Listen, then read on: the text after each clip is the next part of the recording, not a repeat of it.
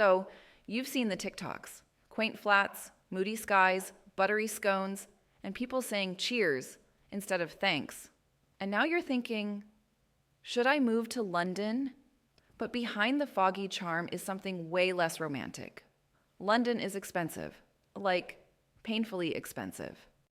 Today, we're diving into the real cost of living in London, from rent to groceries to how much you'll pay just to breathe air near Big Ben. Let's get into it. Let's start with the big one, rent. The average one-bedroom apartment in central London, around $2,000 a month. That's about $2,500 just to live near the action.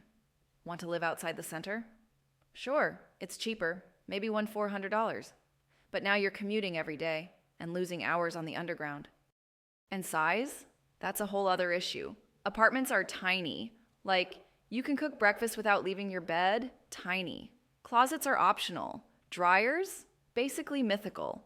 Oh, and many places come completely unfurnished. So, congratulations. You just paid $2,000 for 4 white walls and a sad radiator.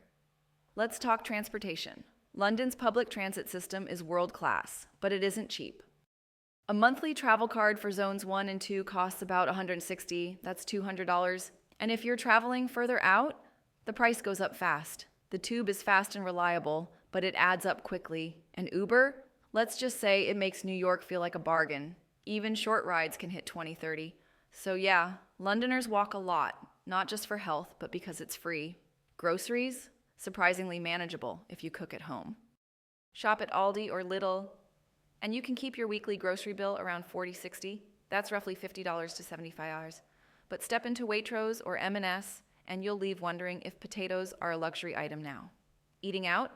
That's where things get spicy. Lunch at a casual place like Pret, around $7 or $9. A basic dinner out, $25 to $35 per person, not including drinks. Add in a starter and dessert, and boom, you're at $50. Coffee lovers, brace yourselves. That daily flat white will cost $3.50 or more, almost $5 a cup. That's $150 a month if you're going daily. And no, you don't tip like in the US, but most restaurants quietly add a 12.5% optional service charge. So your bill might surprise you anyway. Let's break down utilities.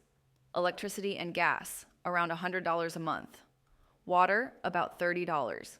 Internet, usually $35 to $40. Council tax, $100 to $300, depending on the borough.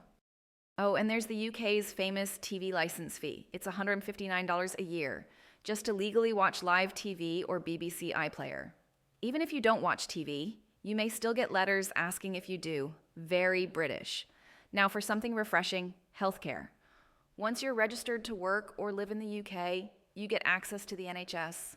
That means doctor visits, emergencies, and hospital care. Free at the point of service. No insurance premiums, no copays, just walk in. Prescriptions cost a flat $9.90 per item. That's it. Now, yes, there are wait times. Specialist appointments can take weeks or even months. But if you're used to $500 bills for 10-minute checkups in the US, the NHS feels like a miracle. Now, entertainment.